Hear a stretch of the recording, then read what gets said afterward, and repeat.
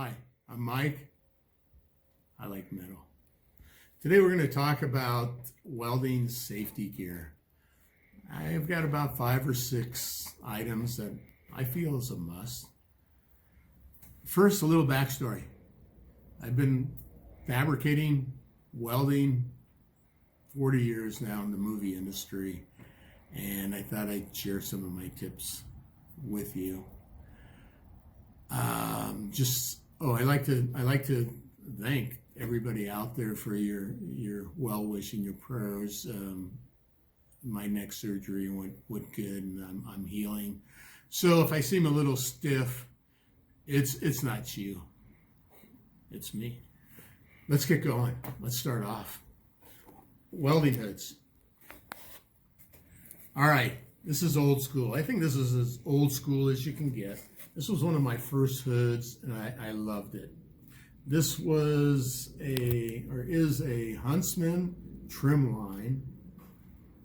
I think it was made strictly or specialty for TIG welding. Thin cut, very light for the hoods of the day. Basic 2x4 lens. Downside, it's a hood. There's no digital going on here. It's just a basic hood. If you needed a darker lens, a darker shade, a lighter shade, you had to take it out, put it in.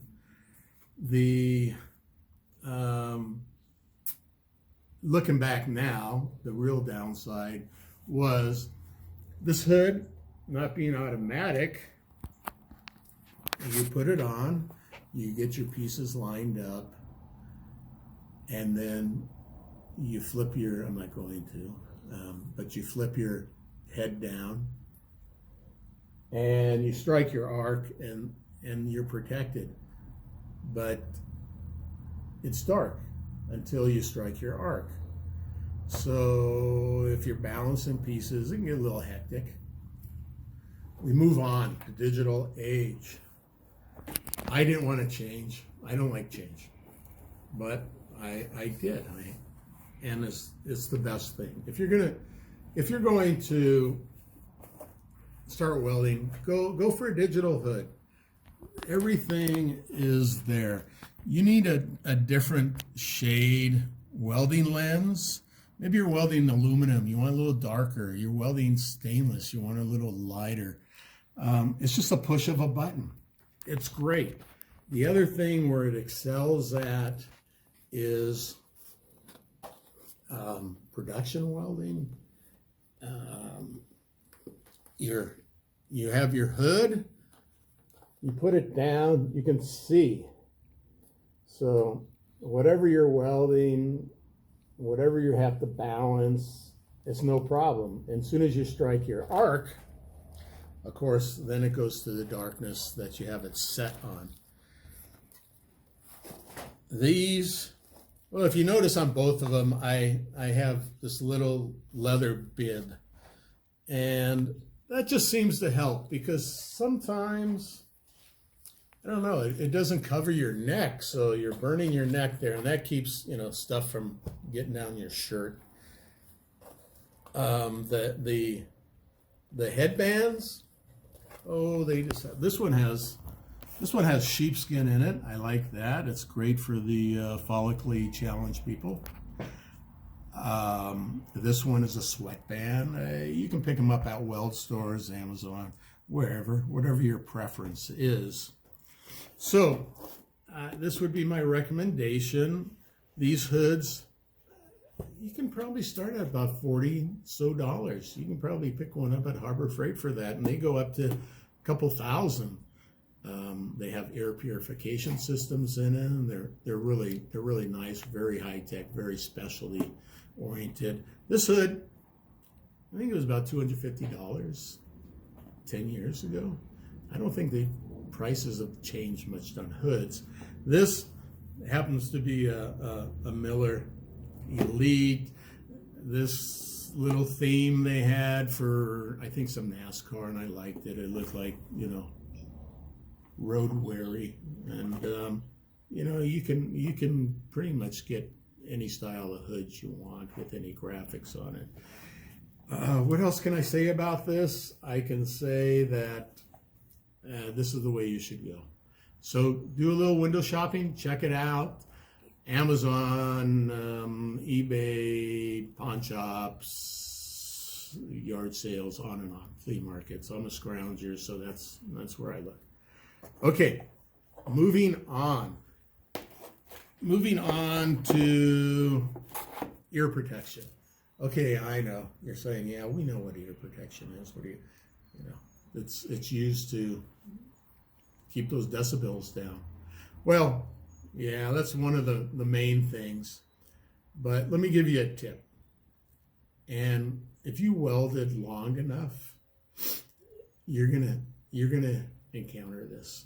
You're welding under a car. You've got your head propped up, kicked to the side. You're welding overhead. And as soon as you strike that arc, you're gonna get a hot one in the ear canal. You're gonna dance around.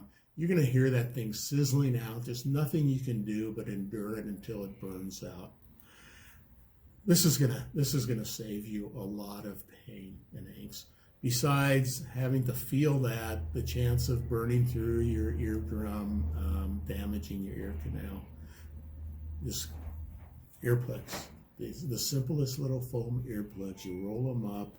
They contour to your ear. Pretty much one size will fit everybody. That's it. That's the hot tip. You can pick them up everywhere. All right, moving on. Safety glasses. Once again, yeah, I know, they're safety glasses. They keep stuff out of your eyes. True, they do. But things that people don't realize, it's not just you when you're grinding and you're working on a project. You could be in a shop setting, 20 feet away, somebody's working on another project. They're grinding away. They're not paying attention to where their sparks are flying, and it's showering you. So there you go. You're going to get something in your eye from somebody or somewhere that you never saw coming. So just keep them on. You can keep them on under your hood. The shapes and sizes are endless. I would suggest something that has maybe some kind of contour to wrap your head and side panels. So it pretty much covers. It keeps that safe. All right, safety glasses. Next, breathing. We all like breathing. Respirators. I'm going to tell you what, welding, there's fumes. You've got metals, aluminum, stainless, galvanized, on, and it's just fuming up. This is just a basic respirator. Particulates. You can go to your weld shop. You can look. There's these a little heavier duty that are made for more of an organic fumage. You can go up to respirators that have cartridges on the sides that fit under your hood. There's all shapes and sizes, but excuse me. You should wear it. You should wear it. I don't know how many times I've been on a job. I look over at Johnny and he's welding and he's engulfed in a cloud of death. And you don't need that. Try to have a little airflow going, wear a mask, save your lungs. All these things I'm telling you. I was 21 once and I was invincible, but no, many years later, you're saying what a lot more, you're coughing for no reasons, on and on. Don't do that. Okay, next, gloves. I love gloves, okay. Let's talk about the gloves that you stay away from. As far as for welding, these gloves, they're leather, okay. They look like a nice glove, but they have these nylon inserts, okay. And your mechanics gloves, your I would call this like a utility work garden gloves. And the big thing is you're going to burn that nylon, and nylon doesn't burn, it melts. So there you go. You've got nylon burning, melting onto your hand, and now you have a wound that is a burn wound with plastic in it. It just doesn't work. The other thing is cotton gloves. Kind of the same thing.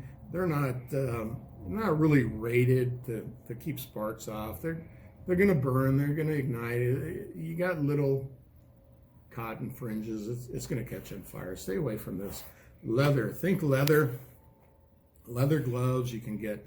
These are Huskies. You know where those came from. These are Tillman gloves. Tillman is a company that most weld shops carry their products, and they're kind of geared towards safety. They make jackets, sleeves, gloves, on and on. So leather, think leather. Put them on, try them on. What feels good? Okay, I'm kind of a glove snob. If I go to a store, I'm at the glove section. I'm trying them on. You know, what feels good. Everybody likes a nice soft glove. And it's the worst when you have to break your glove in for a couple weeks before it gets to that point. Speaking of that, I was at Harbor Freight and I saw these, and they were $6. And I don't know, not a heavy duty pair, but I'm telling you what, $6. They're lined inside. They have that suede. They have the leather on here. They fit good. One of the things I do, I put my gloves on. I pull them back tight. Try to get all my fingers to the edges, so you have a good fit. Usually, you know, I guess thumb's a little shorter and my pinky, so I have that thing. But it's all about that fit.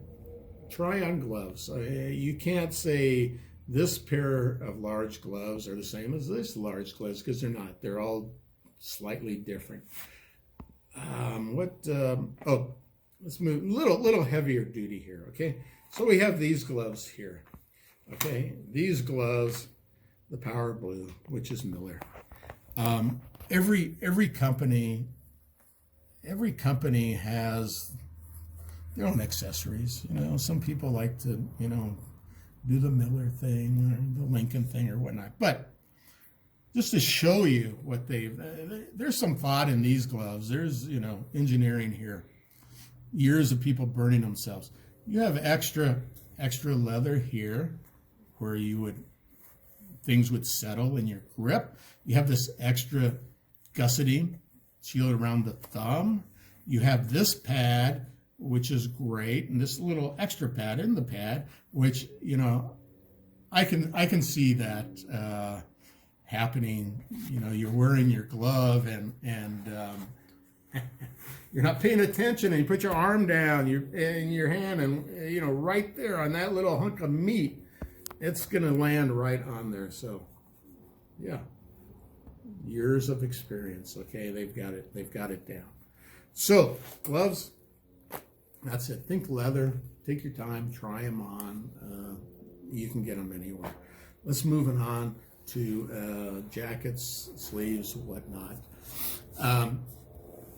I don't know. As you see, I'm kind of a Wrangler long sleeve guy. I don't know why, but I don't like metal shavings. I can't work with a short sleeve shirt in the metal environment.